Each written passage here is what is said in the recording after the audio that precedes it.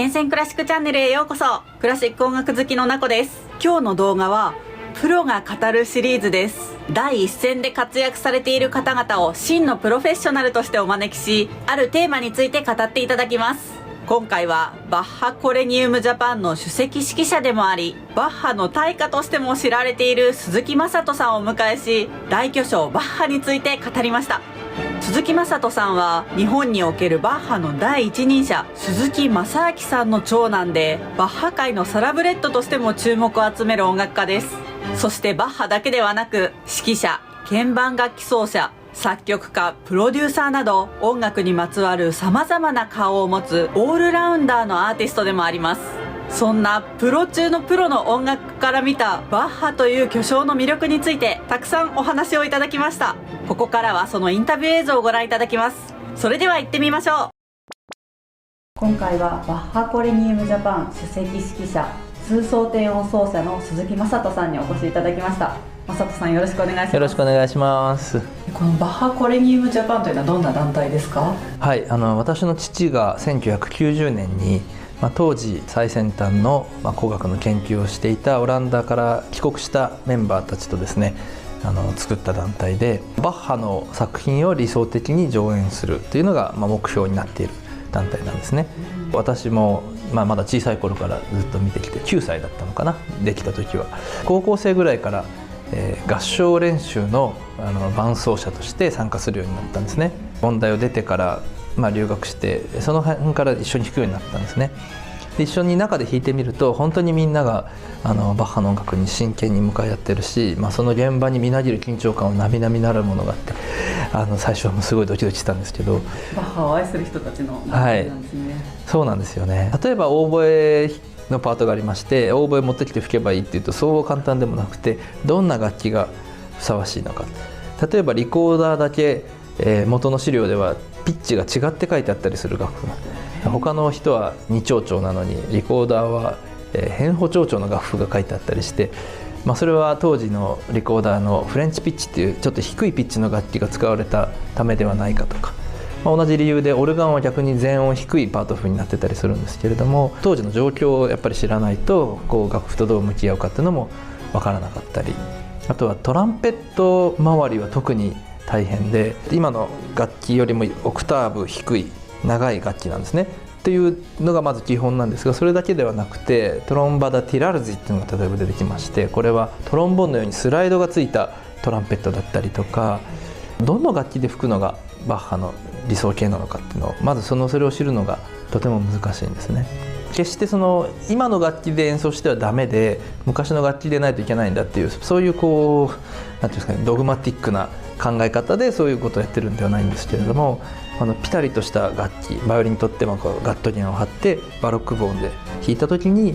やっぱりバッハの音楽により寄り添えるとか近くなる感じがする、そういった感覚を長年かけて探し求めてきているという、そういうグループですね。だから、研究目的のグループではないんですけれども、必然的に演奏の背後には多くの研究がそれぞれのプレイヤーにも必要になるという、そういうちょっと変わったグループですね。はい、今日は正人さんにバッハの魅力をたくさん、教えていただきたいなと思うんですけれども、もう僕が知ってる限り話していきたいと思います。正人さんにとって早速ですけれども、バッハの魅力というとどんなことがありますか？一言で言うの結構難しい、もう本当にたくさんの作品を作った人なんですけれども、まずその多様性というか、多作な作曲家だけに入り口がたくさんある、器楽の作品もあれば歌の作品もあるし、宗教曲も世俗曲もあるし、そういった幅の広さが一つ魅力かなと思いますね。で、もう一つが、いきなりちょっと難しくなっちゃうんですけど、ポリフォニー、大法ですよね。ポリフォニーというのは、中世以来作曲の基礎なんですけど、でもこのバッハの音楽におけるこの大法の世界はもう本当にめくるめくものがあって、何回聴いてもですね、全部を聴き分けるのはなかなか難しいので、ついつい繰り返して聴いちゃう、そういった世界がありますね。奥深いんですね。そうですね、その奥深さが一つの魅力かなと思いますね。それに取りつかれてずっとバッハを聴いたりバッハを演奏したりしてる人結構多いと思います。私もその一人。正人さんも小学生の頃からマタイ・ジョナン曲を聴いていたって、そうなんですよ。もう小学生の時のマタイのハマり方はねちょっと病的だったんですけど、でもそれ以降もう本当にいろんな作品に取り組んできましたけども、サイズは全然違うものもあるんですけど、深さは本当にこう一定して深いんですよね。この曲はちょっと浅めだなってこっちが見透かせるような曲が一つもないんですよ。でもう一つすごいのがこう似たような曲っていうのは言いようによってはあるんですけども、でもほとんどそれを感じさせないんですよね、バッハの場合にね。バリエーションを作るうまさというか。よくバッハの曲のことをいつ聴いても新しい音楽っていうふうに形容されることがあると思うんですが、私も感覚ではそんなような気もするんですけど、それについてはどんなふうに思いますか？そうですね、私がまさに新しいという意味では自分でですね、バッハのパーツから復元を手掛けた曲があるんですね。合唱4パートとバイオリン2パートだけが現存していて、その他のトランペット、ティンパニー、オーボエ、サンボにファゴットにビオラと通奏低音がなくなっちゃってるっていう曲があるんですよ。ただ合唱とバイオリンは完全に残っているので曲の長さは分かるし、その残ってる要素からパズルをすることができるので、決して正しいバッハには戻らないんですけども、演奏するために必要なマテリアルを作ることができるので、21歳ぐらいの時にそのバッハコレジウムジャパンで録音するためにそれを復元を手掛けまして、でその時に自分でいろいろパーツを集めて書いてみるもんですから、バッハの作曲の凄さが本当に体感して分かりましたよね。やっぱりこれらを組み合わせてちゃんと一貫性とコントラストを作っているそのバッハの作曲の凄さ、本当に肌で感じて、しかもタイトルが「主に向かいて新しき歌を歌え」っていう、作品なんですね。でこれは新年のカンタータなんですけども、まさに新しい歌を作ってるなと思いながら、やりました。そんなグループの皆さんを引きつけてやまないバッハっていうのはどんな人物なんですか？グスタフ・レオンハルトっていうオランダの大巨匠がいまして、20世紀の古楽演奏のですね、パイオニアの一人ですよね。チャンバラ奏者で指揮もされてましたが、彼は詩言を残してまして、私はバッハがどんな人物だったかには全く興味がないと言ってるんですよ。バッハの音楽のみが興味だと言って、それは確かに一つレオンハルトらしい発言で、すごく彼の音楽の俊厳なキャラクターを象徴してるんですけれども、ただバッハという人物は今でも結構多くのことが分かってまして、例えば結婚は2回してましたとかで、最初の奥さんとの間に6人、次の奥さんとの間に14人子供がいましたね。特に2人、ヴィルヘルム・フリーデマン・バッハっていう長男とカール・フィリップ・エマヌエル・バッハとこの次男はとりわけ作曲家として活躍しました。そういった子どもたちもいるバッハ家が、どんな感じだったかなっていうのをちょっと想像するだけでもすごく賑やかで生産的な家庭が思いつきますし、ライプツィヒ時代になって1723年からバッハは毎週カンタータを書いたんですね。この200曲余り残ってる。でももっとたくさん書いたと言われてるんですよ。でそれを毎週1曲書いて日曜日に礼拝で演奏していた。でその子どもたちのリハーサルもして、本当に生産性の高い効率の良いかつエネルギッシュな人物だったと思います。で家庭内産業で楽譜ができる端からですね、家族がパート譜を作るんですね、演奏のための。亡くなられたんですが、小林義武先生という日本の大バッハ研究家がいまして、彼を中心とした、ドイツの研究所の筆跡鑑定の自筆譜の研究っていうのがありまして、それによってほとんどの楽譜が誰が書いたものか分かるようになってるんですね。例えば通奏低音アンナ・マグダレーナ・バッハが奥さんが書いたものだとか、これは息子の書いたものだとか、あるいはアルト・ニコルって弟子が書いたものだとか、そういうものが今や分かる。これはすごいことなんですけれども、それを見ると本当にバッハが、まず冒頭合唱を書いてきっと対曲からパート譜を作ったんですよね。でその間に彼が別なアリアとかレシタティーブを書いてっていう、非常に賑やかな作曲風景が目に浮かぶ。バッハの人柄はいろんな、ちょっとここからも逸話というか証明も難しいところですけれども、若かりし頃には結構血気盛んで、ファゴット奏者の鼻に切りつけて決闘でこう怪我を負わせたとか、あとはオルガンの鑑定に仕事で行った時にそこでご飯を食べた食事のメニューが残ってるんですね。その食事のメニューがすごいボリュームなんできっとたくさん食べたんじゃないかとか仕事内容でいうと非常に緻密ですね。バッハの平均律クラビア曲集の第1巻のフーガがあるんですけれども、1番のフーガの途中の場所を彼が途中でね書き直してるんですよ。作曲上の、禁則に近い語度があるので、それを避けるためにあらゆる声部が心地よく歌える、これは合唱にとっての大事な技術なんですよね。ソプラノはかっこいいんだけどテノールはずっとレの音を歌ってますとか、そういう風になったら演奏が不平等になっちゃうので、そういったところにもすごく気を配って、ものすごい作曲家だと思います。まさにポリフォニーの真髄ですよね。そうなんですよね。はい、でポリフォニーと、これは私の師匠の言葉ですけども、もともとポリフォニーが発達して、でそれからハーモニー、今では機能和声っていうファンクショナルハーモニー、そういった和声っていうのは後から来たんですね。でちょうどバッハの頃に、それらがクロスしたというか、機能和声の発展がちょうど合わさったその頂点にあるような作曲家と言っていいのかなと思います。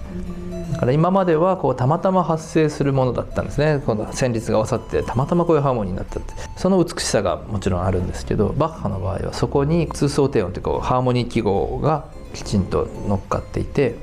で和声的にも対法的にも満足する作品っていうの、それを作れた本当に素晴らしい筆の持ち主ですね。もうクラシック音楽を全然知らないという方でも、バッハという音楽家については知ってらっしゃる方多いと思うんです。そうですね。音楽室の左側に肖像画がかかってる。そうですよね。バッハが巨匠としてこれだけ有名になっているその理由ってどんなところにあると思いますか？もちろん作品そのものが素晴らしい次元のものなんですけど、あとは19世紀や20世紀のその後進の作曲家たちもバッハのことを尊敬してやまなかったというのがあるかと思いますね。そのバッハのことを表して、バッハは小川っていう意味なんですけど、ドイツ語でバッハは小川ではない大海のようだ、大きな海のようだって言ったとか、バッハの平均律クラビア曲集を音楽における旧約聖書だと言ったとか、例えばブラームスもですね、バッハのようなバロック音楽の出版に、実は出版社としてもすごく力を注いでいたり、やっぱりその後の作曲家が昔を振り返った時にどうしても目に入ってくる作曲家なんですよね。避けては通れない。でその教育的なバッハの性格っていうか、長男のために書いたんですけど、後の弟子たちの証言でもそれをレッスンで使っていた、そういう平均律クラビア曲集とかインベンションとシンフォニアとか、そういった作品があるので、鍵盤の学習者にとっても必然的に大事な作曲家になっていったということですよね。だから今活躍しているこのクラシック音楽のアーティストの中で、小さい頃にバッハを弾かなかったって人はほとんどいないんじゃないかと思うんですよ。でそれもやっぱり大きな僕らの根底にある、理由なのかなと思いますね。バッハの残した音楽史上の功績というと、たくさんあると思うんですけれども、どんなことが挙げられますか？そうですね、本当にたくさんありすぎるんですけど、まずその1はやはりこの教会音楽の声楽作品をもう本当に高い次元に昇華したっていうことにあるかと思います。でそのバラエティに富んだレパートリーがもう本当に燦然と輝いているという。でもう一つがですね、バッハが特にケーテンに住んでた宮廷では、そこはあまり宗教曲が必要とされない現場でしたので、彼は器楽曲をたくさん書いたんですね。でブランデンブルク協奏曲ですとか、それから今度後の時代になってライプツィヒで一通り声楽作品も書き終えた後にチェンバロ協奏曲というのをたくさん書くようになりました。こういった器楽の作品、オルガンのソロの作品もそうですね、これはもっと若い頃ですけれども、そういった器楽作品の充実、この作品でいうとこの2つですよね。声がある作品とない作品両方に素晴らしい曲集を残したこと、これが挙げられるかなと思いますね。バッハの独自性みたいなところってどこから来るんですか？そうですね、バッハ自身はあまり旅をしない人物だったんですね。今でいうドイツという領域から出たことはないんですけども、ただバッハの認識しうる世界各地の音楽を自分の様式に取り入れて、例えばフランスの序曲の薬味曲のスタイル、それからイタリアの協奏曲のスタイル、それからもちろんドイツの本来の歌とかルターの賛美歌ですとか、そういったいろいろなスタイルの音楽を集めて自分の言語にしたっていうところがあるのかなと思うんですよね。他のバロック音楽の作曲家に比べてその多様な様式が曲の中に詰まっているというところが一つ得意性なのかなと思います。一般にはあまり知られていないバッハの面白いエピソードなどがあったら教えてください。肖像画ですかね。有名な音楽室にある肖像画、バッハがこんな感じで座ってて紙をこうやって持ってるんですよね。でこの紙が何かっていうのは一般にはあまり知られてないかもしれない、ご存知の方はもちろんいらっしゃると思うんですけど、あれは実はカノンを持っていて、でしかもその楽譜に書かれたカノンを、こちら側に見せるように読めるように書いてあって、あれが書かれたのはなぜかというと、ミッツラーという人が主催していた音楽芸術協会というのがありまして、そこにバッハは入りたかったんですね。これは優れた頭脳の持ち主でないと入れない非常に限られたサークルで、しかもバッハは自分の名前が BACH とスペルしますけども、つまり B が ABC の2番目で A が1番目 C が3番目 H が8番目で足すと14になるので、この14というのをバッハは自分の数字として大事にしてたんですね。でミッツラーのその音楽芸術協会の14番目の会員になりたい、14番目になるまで他の人が入るのは待ってたという説もあるんですね。でこの教会に入るには必要なことがいくつかありまして、優れた知能の持ち主であることを示す作品と、それから肖像画が必要だったんです。なのでこの肖像画が描かれて、カノンっていうのは複数の旋律が追いかけっこするので、結局プログラミングと一緒でここから初めてねってサインさえあれば1行の楽譜で済むわけですよね。でそれが3本あるそういう作品になってまして、本当に方程式のように美しく集約された楽譜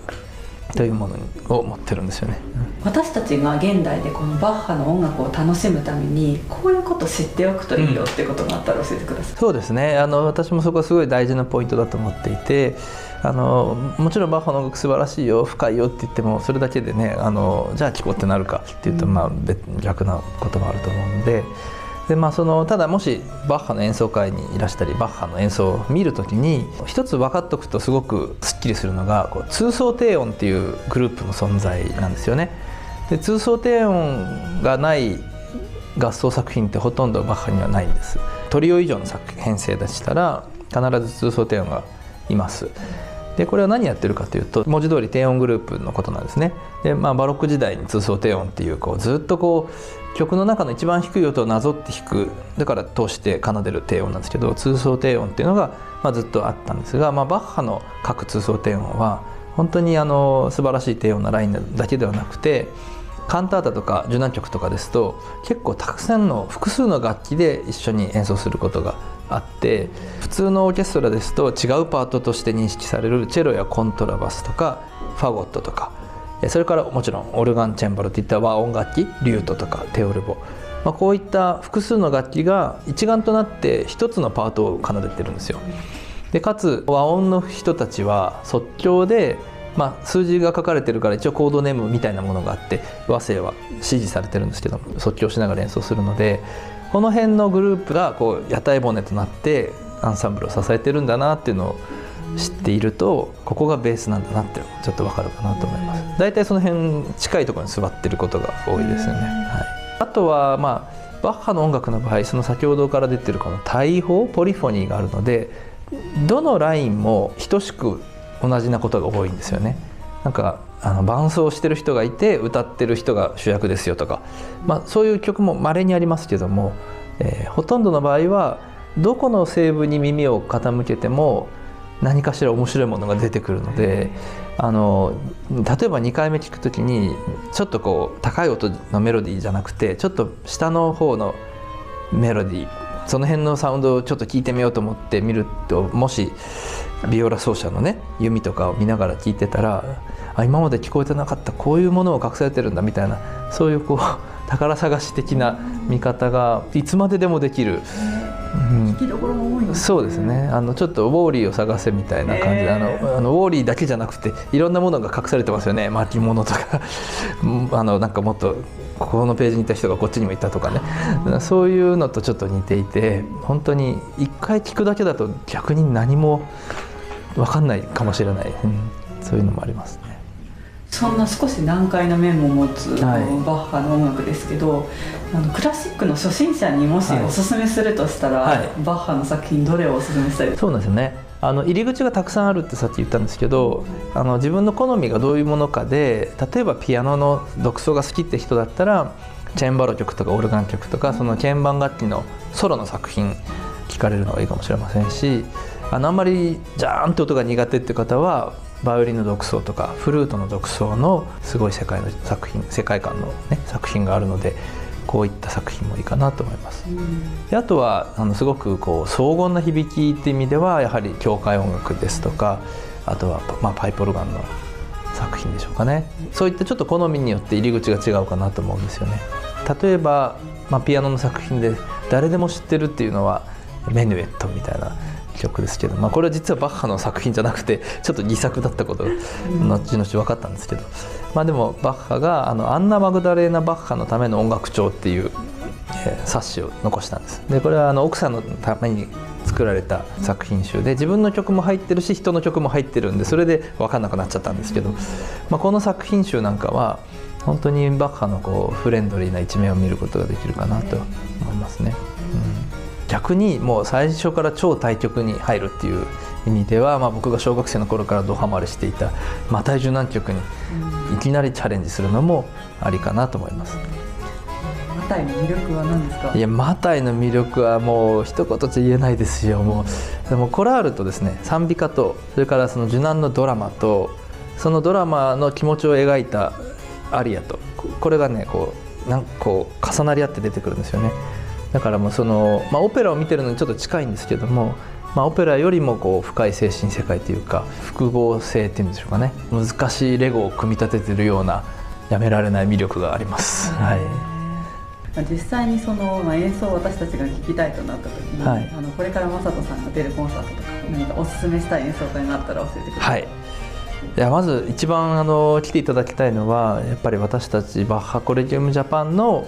定期演奏会っていう年6回のシリーズがあるんですけれども、東京のオペラシティのコンサートホールと、それから年3回ほど神戸松蔭女子学院大学のチャペルがありまして、そこでも定期演奏会をやっています。でこの内容は、バッハのカンタータとかこの神髄のような音楽もありますし、それから今年ですと、ハイドンの天地創造とか、モーツァルトのレクイエムとか、そういったバッハから流れ出た音楽の下流というか、その辺もご紹介していくというシリーズで、どれもオリジナル楽器で演奏する、本当に一番力を入れているシリーズなので、ぜひ聴いていただきたいですね。3月21日のバッハの誕生日にやるコンサートですけど、これはバッハの誕生日をお祝いしようということで、結構華やかな教会カンタートのうちの両親が結婚した時に結婚式でも演奏したっていう曲なんですけど、これは華やかな世俗カンタートのバージョンで演奏します。あとは3台と4台のチェンバロのための協奏曲というのがありまして、チェンバロって1台持ってきて調律するだけでも大変なのに1台2台3台4台並べて演奏する、こういう作品があるんですね。でこれが1曲だけあって、3台の作品が2曲で、この2つこの3曲合計3曲を演奏します。豪華ですね。はい、チェンバリストも私と父が弾いて、あと大塚直也さんとフランチェスコ・コルティさんっていう僕のクラスメートの素晴らしいチェンバリストが来日してくれる予定で、はい、でこちらもとても楽しみなコンサートですね。バッハコレギウムジャパンの活動としてはどんなことを他にされてますか？そうですね、昨年コロナ禍が始まって、それは我々にとってはケルンでのライブストリーミングっていう形ですごく衝撃的に始まったんですけれども、どうやって演奏を皆さんとね分かち合っていくかっていうのをすごい考えて、YouTube チャンネルを作りまして、そこからですね、おうちでバッハと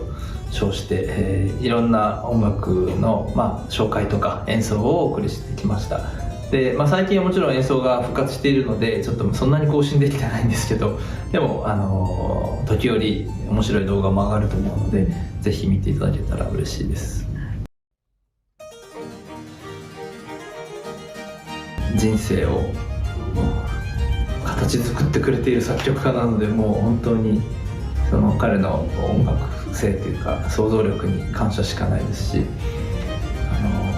ことあるごとにいろんなことを教えてくれる作曲家で、ちょっとお父さんみたいな存在って言ってもいいでしょうかね。はい、たまに家出してシェーンベルクとかやってますけどもそういうのが終わるとやっぱりバッハに戻っていきたいなって思う、そういうお家のような存在です。いかがでしたか？鈴木雅人さんのお話を聞いて、バッハについて新しい発見があった、バッハの音楽をもっと聴いてみたくなったという方はグッドボタンで教えてください。また皆さん自身が感じていらっしゃるバッハの魅力について、ぜひコメントで教えていただけると嬉しいです。厳選クラシックチャンネルでは、クラシックを身近にをモットーに、クラシックにまつわる様々な動画を配信しています。クラシックに興味がある、クラシックにもっと詳しくなりたいという方はぜひチャンネル登録をして、一緒にクラシックのある生活を楽しみましょう。それではまた次の動画で。ブラビー。